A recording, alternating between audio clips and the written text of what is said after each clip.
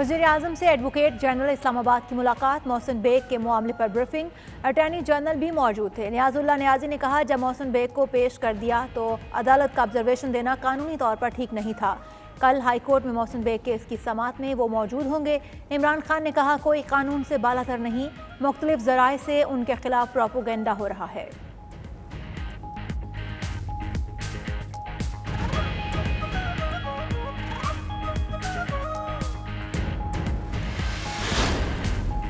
सहाफ़ी मोहसिन बेग जिस्मानी रिमांड पर पुलिस की तहवील में मौजूद।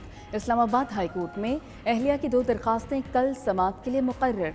इंसदाद दहशतगर्दी अदालत ने वकील और अहलिया को मोहसिन बेग से मिलने की इजाज़त दे दी। 2 घरेलू मुलाजमों का 1 रोज़ा जिस्मानी रिमांड भी मंजूर। राना सनाउल्लाह समेत मुस्लिम लीग नून के रहनुमाओं की थाना मारगला में मोहसिन बेग से मुलाकात, मामला पार्लियामेंट में उठाने का ऐलान।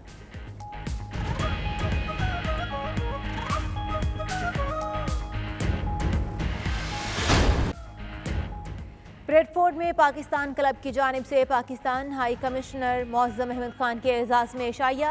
ब्रेडफोर्ड के chief police constable, crown court के जज, Lord mayor, overseas Pakistani community की नुमायां सियासी और समाजी शख्सियात की भरपूर शिरकत।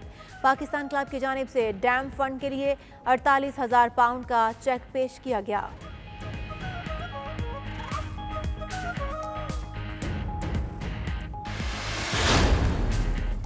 मेयर सादिक खान ने लंदन अंडरग्राउंड के किरायों में इजाफे का ऐलान कर दिया। फैसले का इतलाक 1 मार्च से होगा।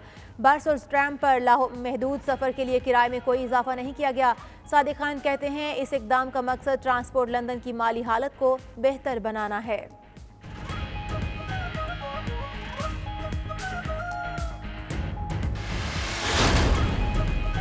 ओवरसीज़ पाकिस्तानियों के लिए खुशखबरी, अलग अदालतों का दरीना मुतालबा मान लिया गया। विफाकी काबीना इजलास के बाद फवाद चौधरी की मीडिया ब्रीफिंग। कहते हैं, काबीना ने समंदर पार पाकिस्तानियों के लिए एक अलग अदालती निज़ाम बनाने की मंजूरी दे दी है। ओवरसीज़ के मुकदमात की तेज समाअत की जाएगी।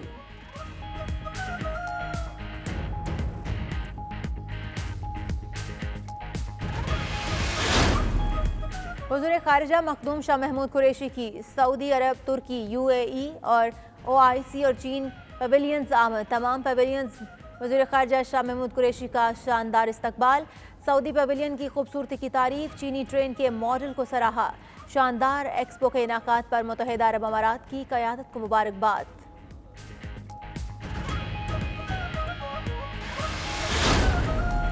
पाकिस्तान मौजूदा हालात में मुत्तहिदा अरब अमारात के साथ खड़ा है। मुश्किल वक्त के साथी का भरपूर साथ देंगे।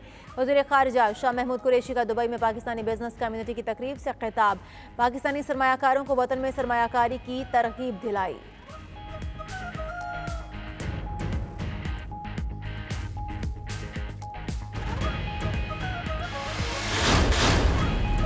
कनाडा में महंगाई और अफरात-ए-ज़र 30 साल की बुलंद तरीन सतह पर पहुंच गया।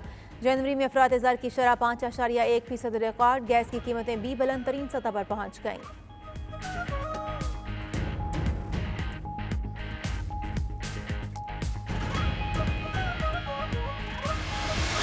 और पेशावर के इलाके गोर गठरी में बाबा निक्का पाई की शोहरत अब दूर दूर तक फैल गई। बाबा निक्का पाई की दुकान पर 2 सदियों से पेशावरियों को लजीज खाना मिल रहा है।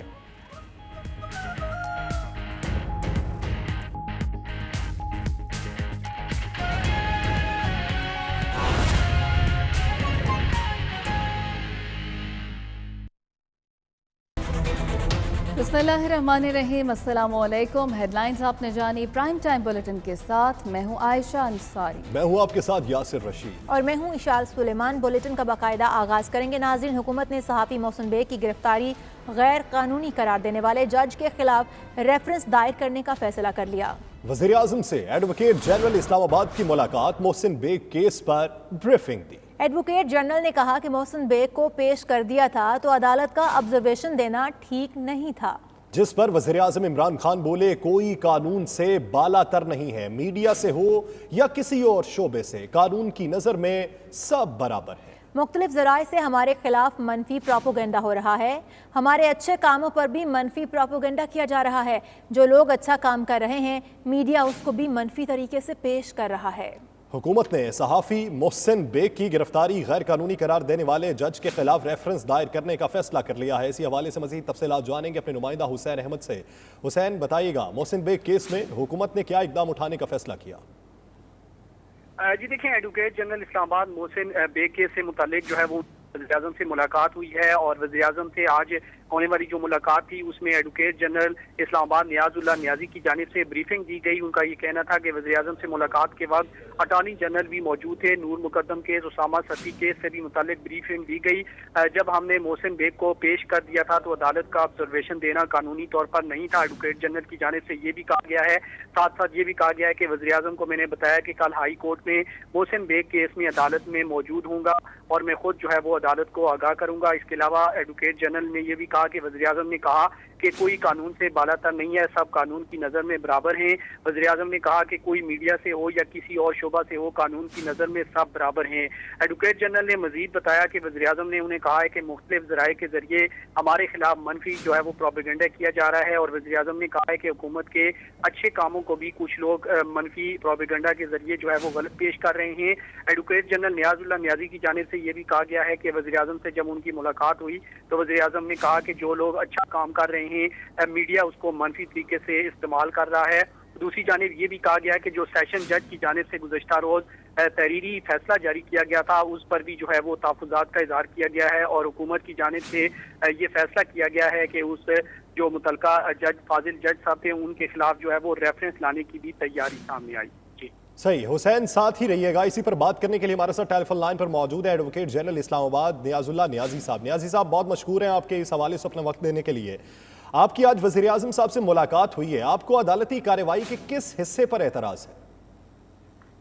अभी देखें जी, वज़ीर-ए-आज़म से legal team as a legal team हमारी मुलाकात हुई और उसमें हमारे हाई प्रोफाइल केसेस बहुत सारे हैं। उसामा सती केस है, नूर मुकद्दम केस है और वज़ीर-ए-आज़म साहब ने हमें ये ताकीद की है कि प्रोसिक्यूशन जो है किसी केस में कमजोरी ना दिखाए, ठीक है।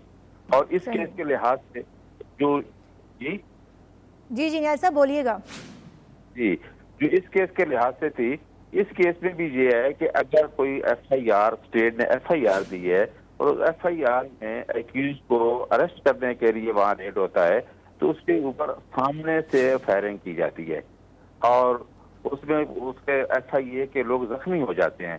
तो क्या स्टेट इतनी कमजोर है कि एक्यूज इस तरीके से सामने पब्लिक प्लेस पे फायरिंग करे और उसमें पुलिस को जख्मी कर दे?